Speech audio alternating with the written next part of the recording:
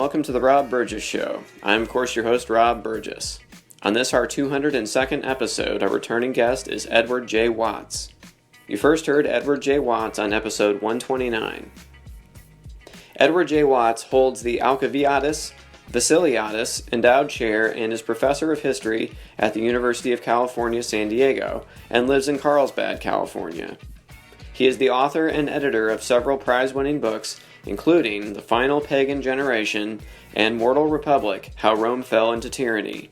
His new book, The Eternal Decline and Fall of Rome, The History of a Dangerous Idea, was published on August 3rd, 2021. And now on to the show. I'm glad to do it again, and it's good to talk again. How have you been for the last 3 years? Oh my gosh, so much has happened. Let's see. I had another daughter. My wife and I did last year. That was exciting. Oh, congratulations! Thank you. Yeah. It was a month into the pandemic, so it was a very special experience. We delivered her at home with no warning, actually. Oh wow! So that was pretty surprising and special. So, are you guys still in Indiana? Yes, we are. So, but how have you been? My parents are in Bloomington. Oh, no kidding! So they're telling us all about the state of things. Well, the state of things in Indiana during COVID. Sounds like it's a challenge. It really is. Yeah, we're definitely in uncharted territory in that realm. Yeah. So how have you been doing these last 3 years? It's been interesting. I'm our department chair, so I got to watch sort of firsthand everybody, continually scramble to try to figure out what's going on, what the latest sort of viral news is, what it means for our campus, what it means for our students, and it's tiring. I'm kind of yeah. My term is up in the summer, and I am just so ready for it to be up. It's too much. How much in person versus how much virtual are you doing right now in terms of teaching? Last year was all virtual. Okay. We went virtual because we're in a quarter system, so our COVID became a thing the last 2 weeks of our second quarter in 2020. And so we had 2 weeks to shift to completely remote for the spring. Oh my gosh. We spent the whole year remote. And now we had planned to be almost fully back in person. And then with Delta, it's shifted now. And I think we're still like 80% in person. But it's hard too, because we have a lot of international students. Oh, wow. They need to have stuff available to them. But we're getting to the point where it's like 2 full years that some of these students have been doing their work and have not actually been on our campus. And they can't get out of their countries because their countries, the travel is either impossible or really difficult. So I don't know. It's just a really difficult situation for them. Oh, I know. Well, I can't imagine what they feel like they're missing out on of the college experience, just not being there, I think of a lot of my college experience was like the being present for in-person things personally, but I had a transfer student who finished last year, and she was just like, I transferred I did 2 years of junior college, I transferred, and then I had 1 quarter where things were normal. And she's like, I don't know anybody. I have this degree, but I don't know any professors. I didn't meet hardly any of them. I don't know any of my fellow students. I would never go to a reunion because I don't know anybody. Right. And all of the transfers from that group are in the same boat. And now we have another year where it's like, who knows what's going to happen? Sure. I mean, if you have classes in person, maybe some of that starts back up again, but I don't know. I mean, college you're right. It's so much of it is in person and meeting people and, and understanding kind of new perspectives and talking to people you'd never otherwise interact with. And if you're not doing that, I don't know. It's a real loss. And if you have a whole group of kids who are losing that, I don't know. I don't know what that means. Would Right. they send their kids to college in the future? Are they going to Oh, pay I for know. tuition? There's so much that um, there's so much that's unpredictable because of this, and Mm-hmm. I feel for them Oh, because yeah. like especially the kids who were seniors in 2020 and then didn't get a freshman year experience and now kind of aren't getting a Mm. normal sophomore year experience, and they lost in-person graduation from high school, Mhm. they lost prom, they lost like all of these Right. milestones, and then they lost freshman year and now they're losing sophomore year, and I can't imagine. Mm-hmm. um Yeah, definitely. Well, I have to say personally, in my house with having little kids, and we were going to do homeschooling anyway, this couldn't have worked out better because homeschooling is like the mainstream now. Everybody's trying to catch up to where we're at. So this has actually been pretty great in that way, in that, I've gotten to work from home a lot. The kids have, my oldest is in first grade. The middle one is in preschool now. So we've just been doing all this stuff that we would have done anyway, but now we're just doing it harder than ever. So, um, but yeah. So but it's been great to read your book too, because my son is very interested in what I'm reading about, and I read him a couple chapters of your book, because he's doing actually ancient Egyptian history, oh wow. and I'm having in his schooling, that's his focus right now. So it's been cool to like kind of mix those, even though they're like 2,000 years apart. Which that's one thing I was going to talk to you about, is just the large expanses of time. Like we think of Yeah. the Romans as ancient history. The Romans thought of the ancient Egyptians as much as ancient history as we think of them. And to us, it's all just in this big pile of ancient history. But it's Yeah, no, that's a great point. And there's actually this really cool thing that I was reading. It's a walking tour of Rome where you go and see all of the obelisks. mm, Uh, and there's, I think, 17, I think that's right, uh-huh. that are set up by various ancient, emperors and popes and stuff. And you can like walk through and kind of see the way that the city worked with them. Mm-hmm. Um, but it's this idea of like, okay, well, we're new and they're old. And like, what do you do to make the new look old? You bring the old Mm-hmm. to the new. Mm-hmm. Um, and then we walk by those things and we're just like, obelisk, whatever. We don't think about, like in the case of the obelisk outside of the Lateran Basilica, they had to build a special boat to get that there. Like they had Mm. to basically invent a Mediterranean going ship that could get the Wow. thing up from, I think it's from Thebes, from the Valley of the Mm-hmm. Kings, I think. Right. And then get it up, the Nile, get it out into the Mediterranean, get it into the Mediterranean, get it in, up the Tiber to Rome, and it's Mm. crazy. Um, Oh yeah. Absolutely. Well, any of those old, the pyramids, the Sphinx, the Colosseum, my goodness, like you go down the list. How did they even do this? Like with the rudimentary tools at hand. I see why people think that aliens built Stonehenge. It's like how did how did this happen? This is crazy. yeah, yeah. They spent a long time. I think that's the thing, Yes, yeah, that right, right? exactly. That's the answer. It just took a really, really, really long time. Yeah. Um, but anyway, I'm about halfway through your book. It's super interesting. I think it's very timely in a lot of ways. You start out the first introduction there, kind of leading us into the connection with the present. But what did the connections that you drew, writing this book with our present day, and why were you inspired to kind of connect what happened so long ago with what's going on now?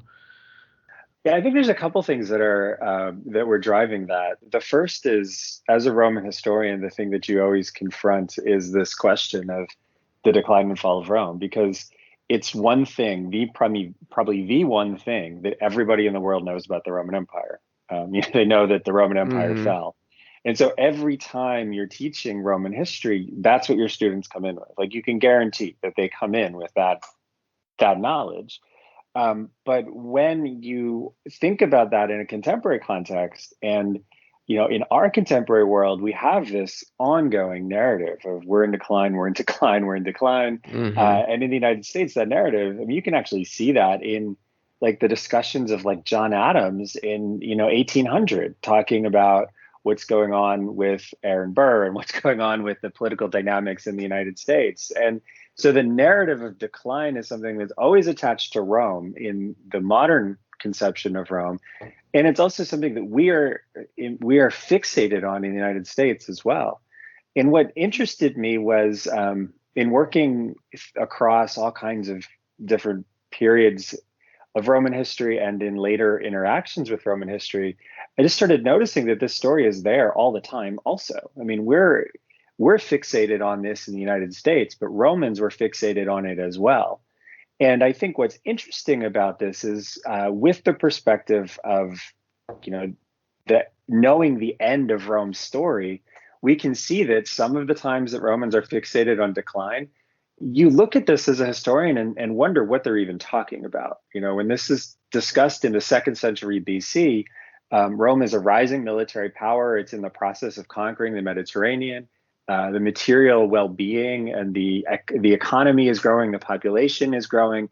Everything about this looks like it's a society that is recovering from the destruction of the Second Punic War and getting better than it ever has been before. So you then see this material where people are talking about the society being in decline, and you realize there's something else going on here.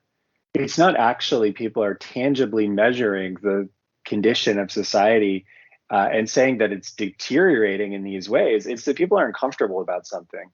And there's a politician or an author, or some cases, someone who's both, who understands that there is this discomfort with change. And they give you a way to understand why your discomfort is legitimate. And they offer you a solution to address that discomfort. But they're not actually trying to solve a problem. And once I realized this, I started looking at Roman history through this lens of when are people talking about declines in that society? What are they promising when they're trying to undo those declines? And when are those declines real? And when are they imaginary? And what I realized is obviously the Roman Empire declines. Obviously it falls because it's not here anymore. But there are also a lot of times where the legitimate decline that exists is responded to either in a positive way, where society comes together, it addresses the problems collectively, everybody feels good about doing it. And in the end, the society feels like they've accomplished something when they weather a crisis. Or there's a very real crisis and society kind of turns into fighting itself. And everybody takes a side and people start blaming each other. And instead of actually addressing the problems that are causing the issues that make society seem like Roman society seem like it's in decline, people instead focus on blaming each other for causing them and not actually correcting the issues at all. So I thought Roman history gave us a really interesting way to think about our own approach to these questions of decline, because they are major questions for us in the United States. And Rome gives us a set of tools to say, okay, this is when decline is completely made up. This is when decline is real and people responded positively to it. And this is when decline is real and they respond negatively to it. And this is the consequence of each of those courses of action.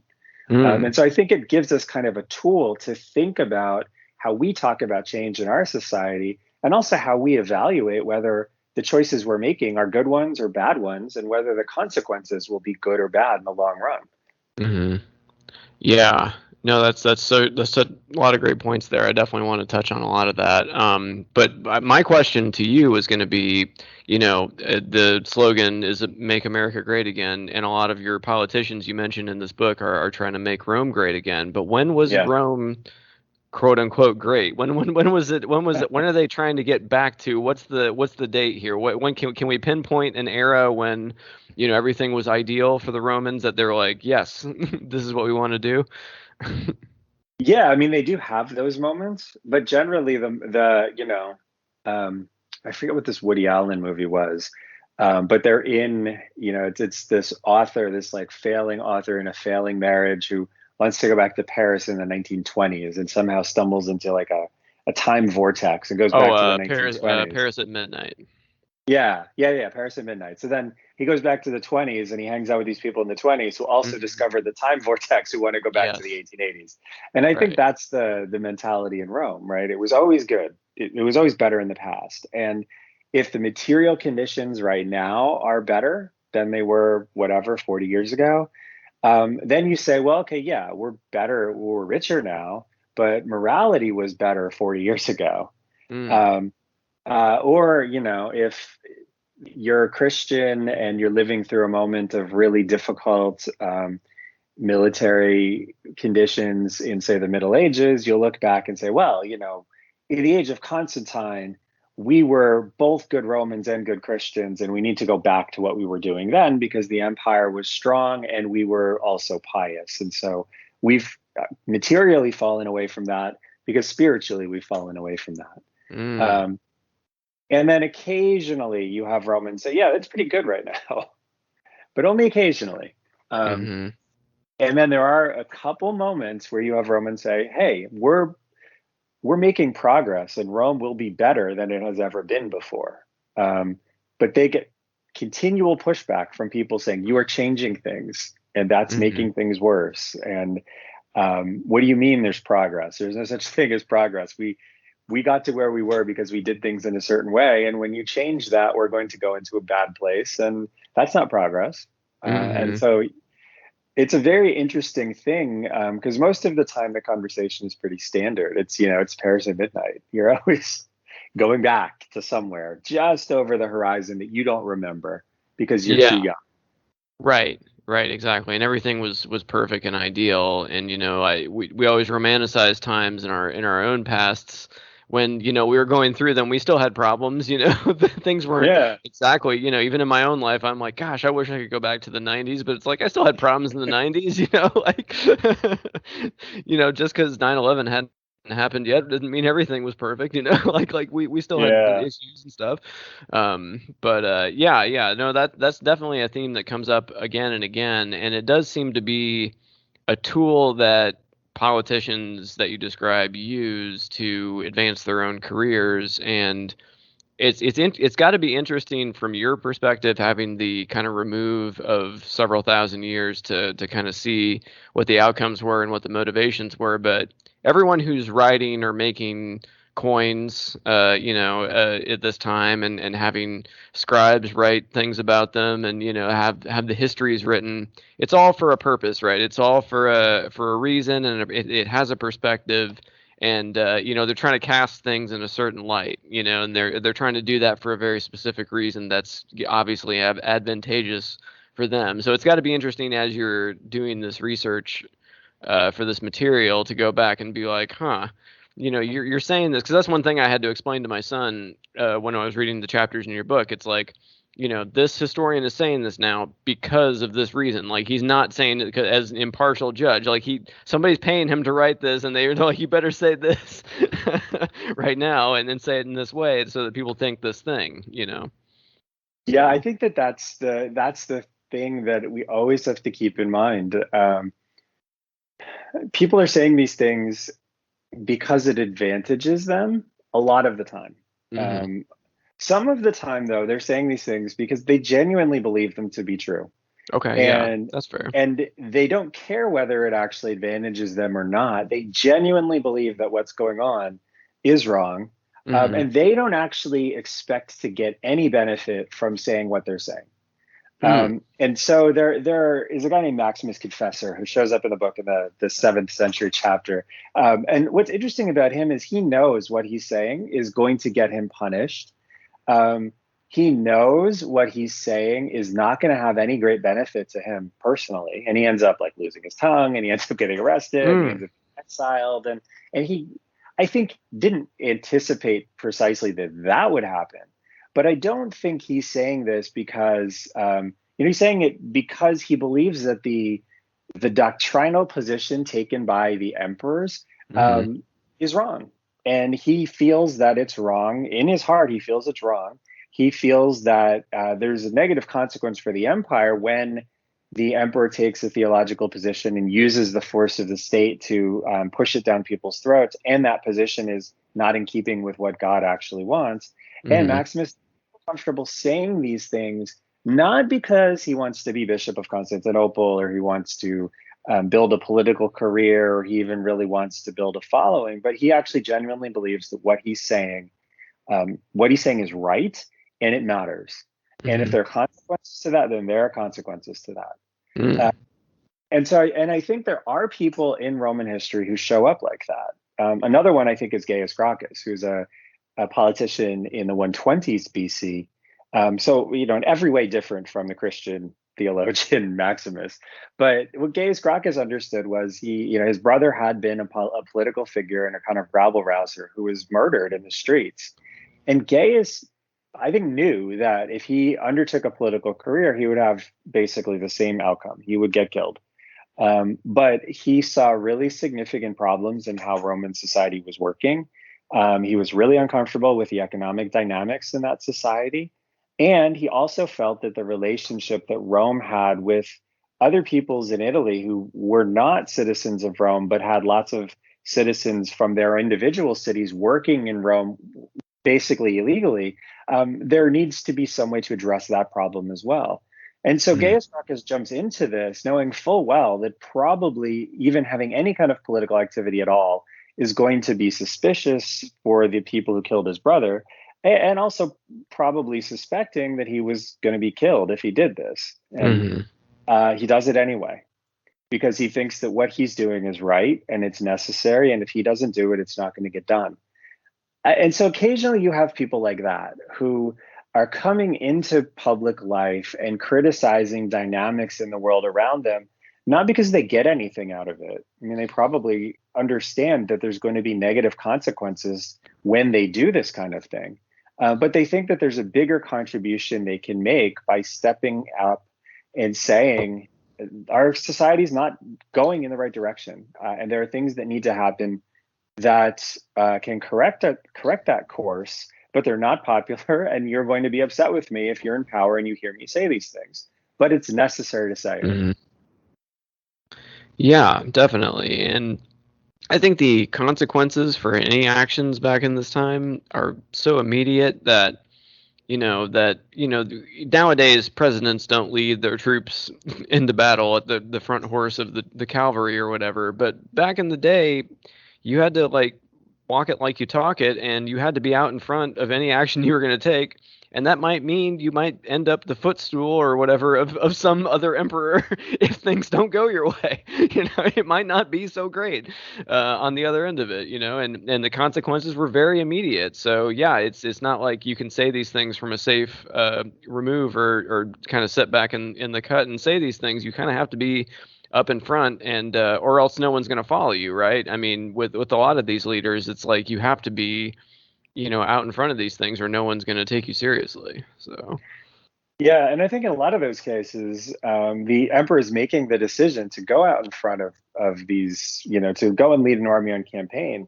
That's also a kind of power decision, where you're saying this because you're pointing out the failings of the people who came before you.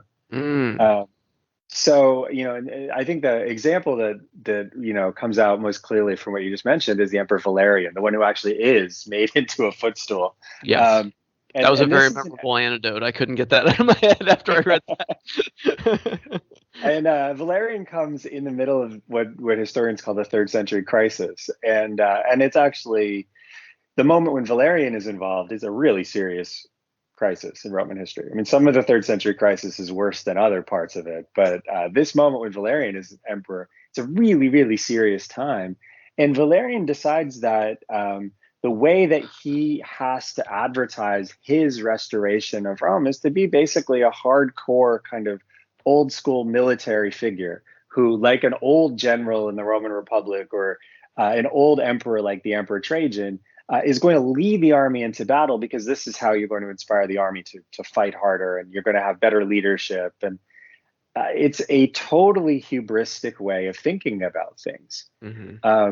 These guys are not the top commanders that the Roman army has. I mean, they're just not. This is a professional army. A lot of these guys who are serving in the army are serving for a decade or more. They know what they're doing. They're very well trained, and somebody who shows up from Rome, who was a senator and a provincial governor, they're just not going to be as good. But it's about demonstrating competence in a way that predecessors really couldn't. And so the person that these guys are pushing back against is an emperor who was emperor from about 220, the early 220s, about 221 until 235. This is a guy named Alexander Sivaris, and he's put up by basically his mother and his grandmother, and they kind of run the empire through him because he's young. When he takes power, he's still basically a teenager, and he doesn't. He looks like a wimp. I mean, you look at his coins and his statues, and he looks like a kind of skinny little nerdy kid. He's not imposing. He's not awe-inspiring, but his regime is pretty competent. It's just not the way the Roman emperors traditionally did things. Mm-hmm. And so these guys in the middle part of the 3rd century are kind of pushing back against this idea that an emperor should be kind of mousy and competent and, hide behind more senior advisors and stay in Rome and let the army do what the army does. These guys bring themselves out as a kind of face of competence, and they mess things up badly. Valerian basically makes the mistake of going to a peace negotiation without adequate protection, and he gets captured. And you see the images that come out of Persia from, the Persian king is the person who captured him. And they actually show the Persian king capturing Valerian without even drawing his sword. I mean, it's literally, the image almost looks like when you'll maybe recognize this, like when a child is misbehaving and a parent comes and picks him up by the arm. It's just, I am the superior power. I am the person who knows better. And oh my God, you are so backwards. Like, you are not capable of resisting me. And that's kind of the failed promise of these kinds of emperors. I mean, we wouldn't want, I don't know, Joe Biden or Donald Trump to go and personally conduct a war. We would say, well, we have professionals who know how to do that. And Donald Trump and Joe Biden are not those types of professionals. So they should do what they do. And the people who lead the army should do the things that they are trained to do. And in the Roman world, a lot of people in the armies felt that way too. They didn't want these people coming in from somewhere else. And that's a bit of a tension. In moments like the 3rd century in particular, where, the emperors who are put forward by the Senate, who are competent but are not military figures, these are figures that people in the army don't particularly trust. Yeah. This is maybe aside from what we're talking about, but I found it fascinating how they kept coming up with these schemes to share power between multiple people, and then the Tetra thing where there's like 4 of them, and then there's one emperor of the East and the West, and it's like I just feel like history has shown, I feel like, that one person being in charge is usually, like, just for simplicity's sake. It's the same reason that I'm always like, how did those sister wives or whatever in Utah make this work? It's like I find it enough of, I'm married, and I feel like it takes all my time to tend to that and be a good husband. It's like to be more than that. It's like it's asking too much. And I think the same thing is for a leader. It's like there's 4 of you. It's like, make up your minds about these things. How did that come about, and why did they think that was a good idea? Yeah, so the Tetrarchy comes out of it comes out of the 3rd century crisis, and I think one of the storylines that people miss about the 3rd century crisis is in 212 AD, the Roman Empire extended citizenship to everybody living in that space. And we're talking about a space that, is basically the size of the United States. It's massive. And it's everything from Scotland to Saudi Arabia, and from, kind of the borders of what's now kind of northeastern Turkey to like Morocco. Like, it is huge. There's, I think, something north of 45, all are part of 45 modern countries that were once part of the Roman Empire. And so when you have citizenship extended to people across such a vast space, the state really has to struggle to figure out what you need to do to provide all of the protections and services to all of those new citizens. And one of the challenges of the third century was figuring out how you create a society where you're not an empire anymore, in the sense of there's Italians and they exploit all of these populations around the Mediterranean to make themselves richer. Now, all of a sudden, you're kind of a nation state where everybody in this space is Roman and they're all legally equal to each other. So what then do you do to make sure that you're adequately addressing all of the legal and financial and moral responsibilities the state has to what is now all of a sudden 80 million citizens? And what the Tetrarchy represented was a realization that a state that is that big and that complicated and has to respond equally to people across such a vast space can't be run by one person efficiently. You know, when it's just Italy and a bunch of relationships that involve basically funneling money from all of these other places to a government that's based in Italy, you don't actually have to pay too much attention to what, say, some city council in Greece is doing. You know, as long as they pay their taxes, it doesn't matter to you. But when those people are citizens, you do have to pay attention to them, because now all of a sudden you provide the courts, you provide the legal protections, you provide the resources, you provide for, you know, the food supply, you bail them out if there's any kind of financial crisis. And they had to figure out how to do that. And what the Emperor Diocletian realized in the 280s was a big part of the third century crisis involved citizens not adequately having their needs met. And so it threatened to shatter the empire, because there were people in the 270s in particular, 260s and 270s, who said, well, like, we're Romans and we're based in what's now Cologne, and we can provide better for the needs of people in Germany and France than an emperor based in Rome. So we're going to be a Roman state, and we're going to use Latin, and we're going to have Roman law, and we're going to do everything a Roman state does. But we're just going to be like this area that's in Northwestern Europe, and we're just going to pay attention to those concerns and use the resources there to address the problems in that region. And what Diocletian realized was, okay, well, not having central control had its benefits for those places, because now all of a sudden they could respond more effectively and more efficiently to the problems in those regions. But Diocletian also understood that it's not a good idea for those places to be administratively separate from Italy, because then you're just inviting civil war.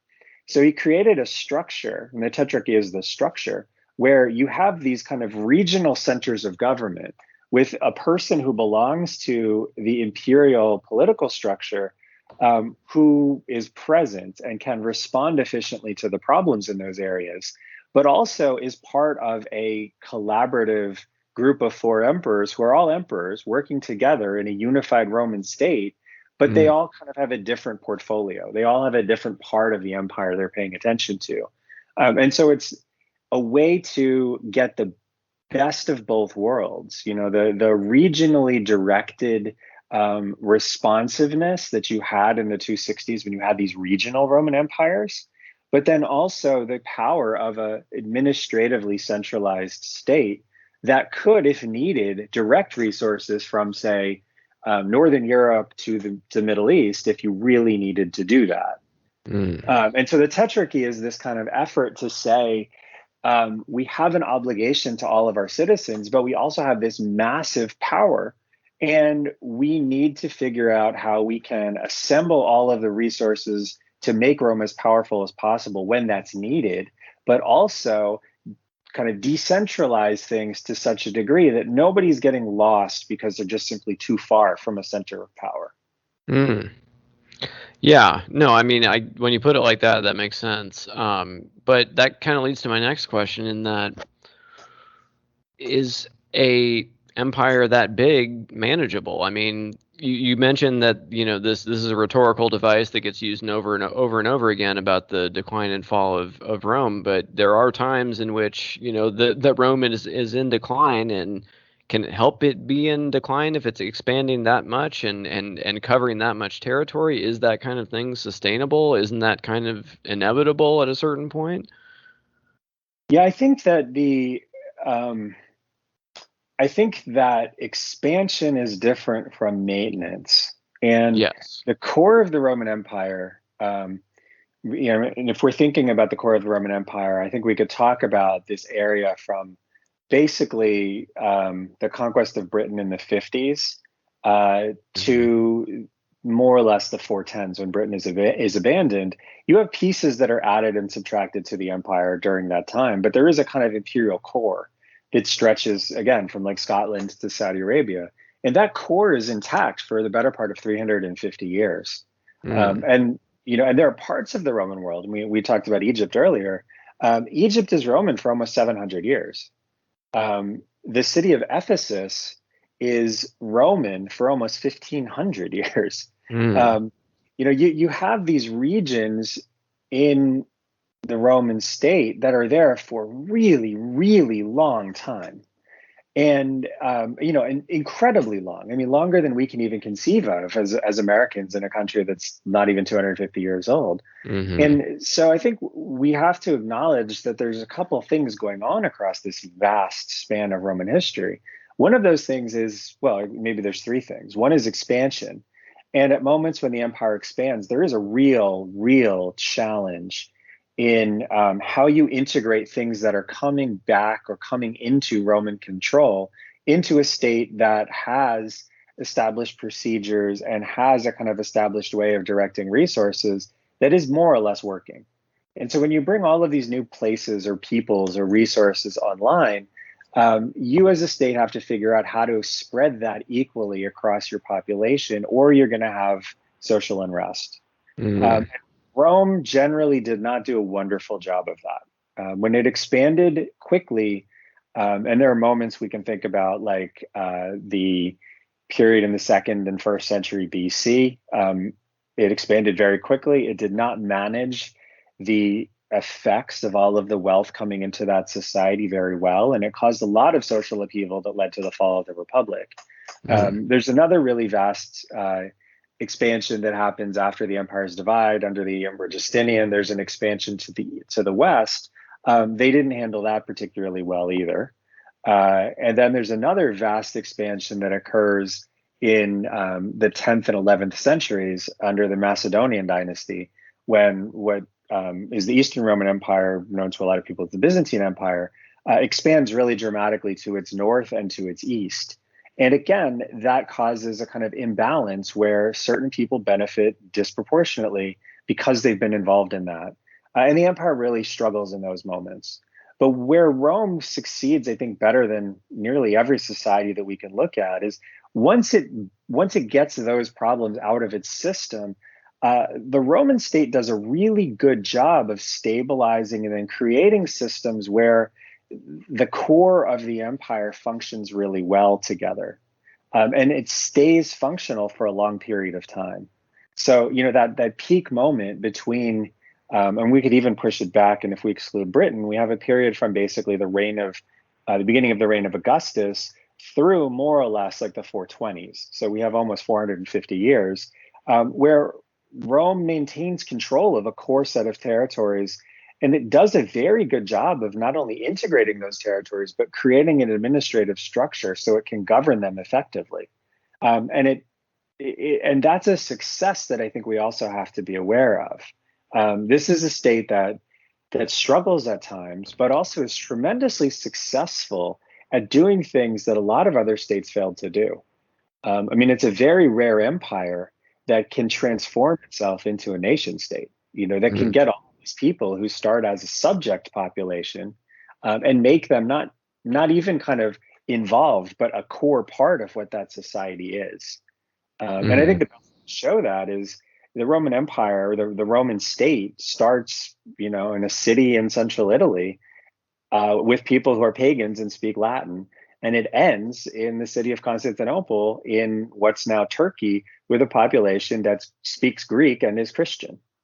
Mm. That's a tremendous success for that society, right? Mm. The fact that it can change and integrate and basically the society can remain intact even when the people who are running it change in every imaginable way, ethnically, religiously, linguistically, culturally, like everything that you can imagine about these people in 1453 is totally different from the people who start that society in 753 or whenever we'd say it started, BC. Mm-hmm.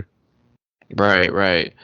That does lead into the next thing I was going to ask about, is the role of religion, and in particular Christianity, in this entire story, because there is a whole belief system before Christianity comes on the scene, obviously, and that gets upended when certain emperors take on Christianity, and then when others reject it. So I was wondering if you could talk a little bit about how you think that figures into the history of all this, because I think it's pretty integral as time goes on, obviously. Yeah, I think the interesting thing in the 2200 year history of the Roman state is the state becomes Christian like at the midpoint of that history. Mm-hmm. You've had almost 1100 years where Rome is a pagan state. And then you have in the fourth century this process of transformation where at the beginning of the fourth century, the empire is maybe 10% Christian. And by the end of the fourth century, it's a majority Christian. And then you have, another almost 1100 years where Roman society is a Christian society. I mean, for a while, there are still pagan minorities in that society, but for most of the rest of Roman history, this is a Christian society. And the shift is, I think, important for a couple of reasons. I mean, this was the moment when we talked earlier about this idea of progress. This is the moment where the language of progress really comes to the fore, where Christians start saying, well, yeah, okay, it's true. We've never had a Roman Christian society. We've never had a Roman Christian government. We've never had a Roman Christian emperor until Constantine, but now we do. And that's better than anything we had before. And so we should embrace the change. We shouldn't reject the change simply because it's new. And this is the way Christians talk about the process of making the Roman Empire Christian in the fourth century. They're basically saying that this is a set of tools that will make Rome better than it has ever been before. And pagans respond by saying, what we did before made us great. And you're literally deliberately taking away the things that that we have done for 1,000 years that have given us all of this territory and all of this wealth and all of this power. What you're doing is going to bring about decline. And Christians say, no, it's making things better, it's progress, and Rome will be better because of what we're doing. And then in 410, the city of Rome is sacked by barbarians. The first time in 800 years, Rome has been sacked. And pagans basically say, see, we told you so. And in the 5th century, there is this process of reckoning with what it meant to embrace Christianity, be warned by pagans that embracing Christianity is going to lead to military catastrophe, deny that that actually has any chance of happening, and then come to terms with the fact that the pagans were right. What they said was going to happen is what happened. And what obligation do we as Christians have to kind of own this as a consequence of what we did?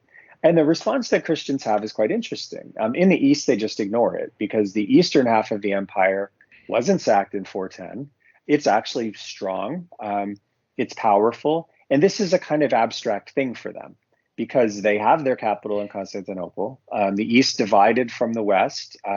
Eastern emperors reigned without connection to Italy starting in 395. And so when Rome is sacked, for the East, this is an abstraction.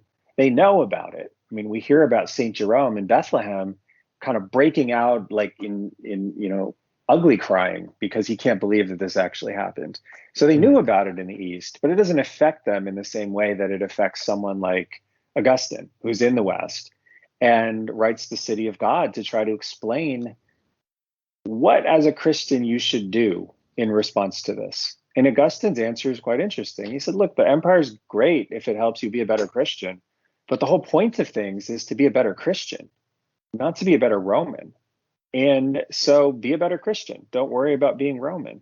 And this becomes a kind of way in the West that people think about Christianity and the Roman state. In the East, they don't get to that point for a very, very long time. I mean, this is a totally weird idea to somebody in Constantinople.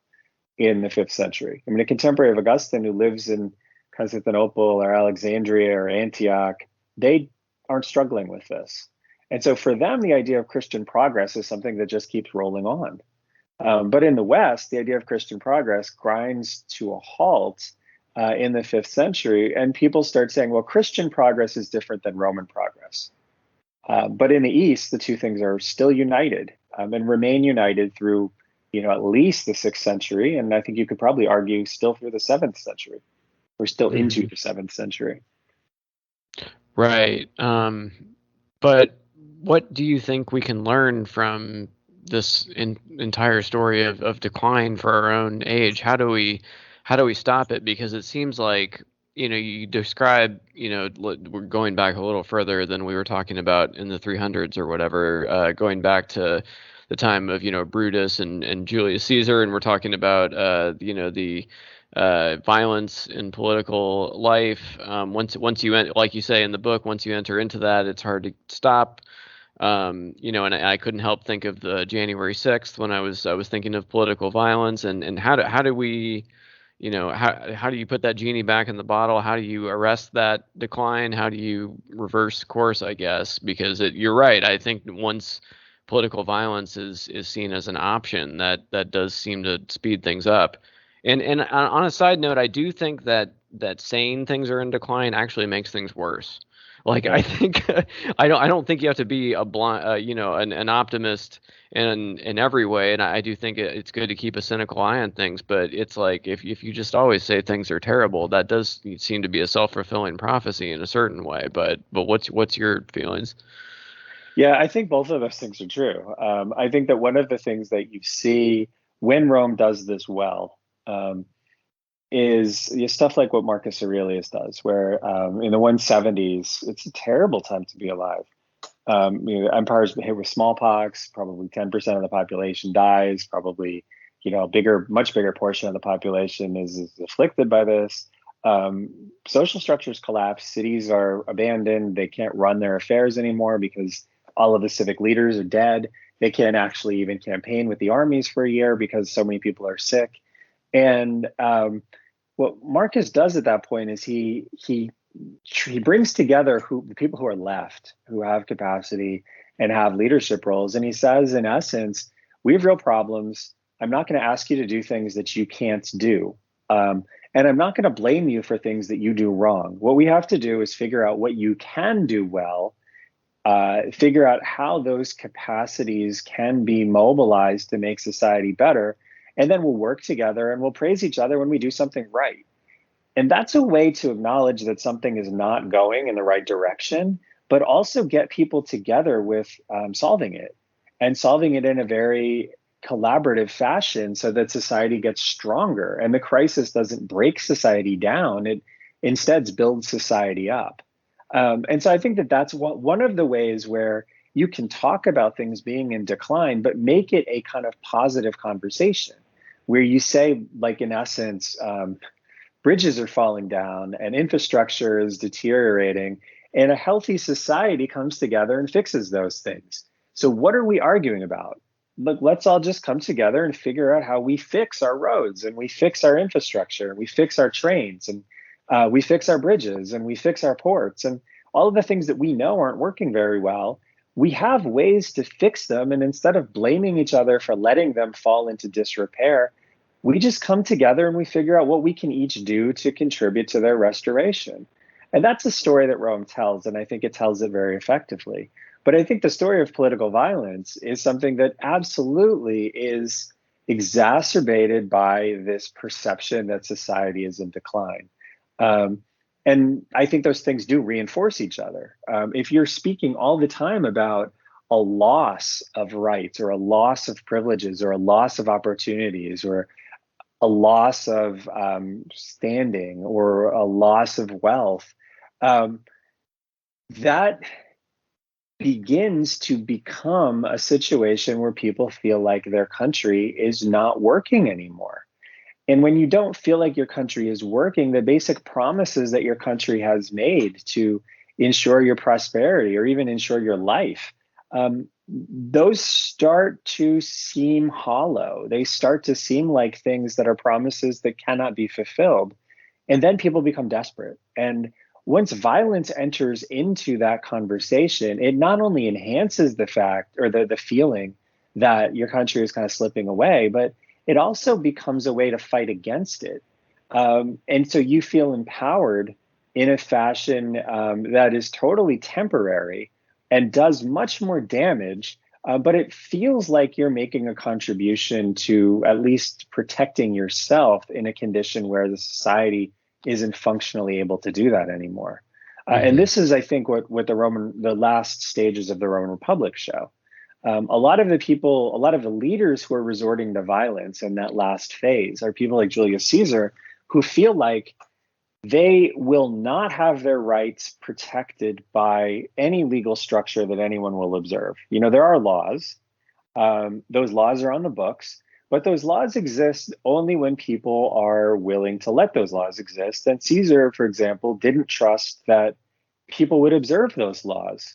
And he felt that it was better to use violence when he still had the capacity to do it, rather than trust that he'll be protected by the laws and come back and lose his ability to fight against any injustice done to him, when he felt like it was very likely that whatever legal protections he had would be suspended and his opponents would do whatever they want to him, regardless of what the laws say.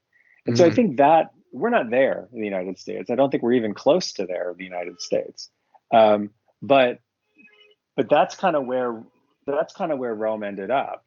And it's a cycle that began because people felt that political violence was the only way to protect their interests.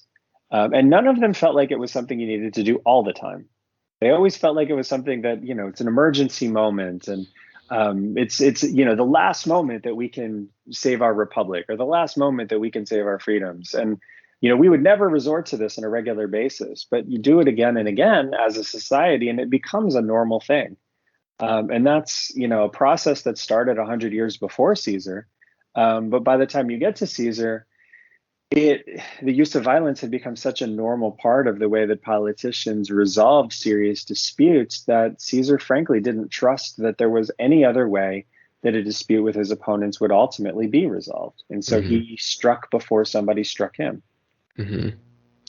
Yes. Well, that's a great point, and I hope it never gets to just all out blood in the streets and everything, and it's only because, like you were saying, people feel like it's like their only other option. It's like, going back to January 6th, it's like people were always like, oh, they're losing our country. Well, if you literally think that you have to do this or something like that's going to happen, you're probably willing to do anything. And I think just opening up the possibility that you really don't have to throw out all the stops just yet is really got to be the answer, I would think, because that's the only way back from that line of thinking. So and I think that's exactly right. The collaborative approach that you see under Marcus Aurelius, it took Rome a long time to get to the point where people trusted each other enough to do that. But if you don't ever try, you'll never get to that point. And at certain points in our history, we were at that point. We did come together 20 years ago, right. we came together as a group of people that wanted to respond to 9/11. And I think that our response wasn't, in the end, it wasn't as constructive as it could have been. But we had the potential.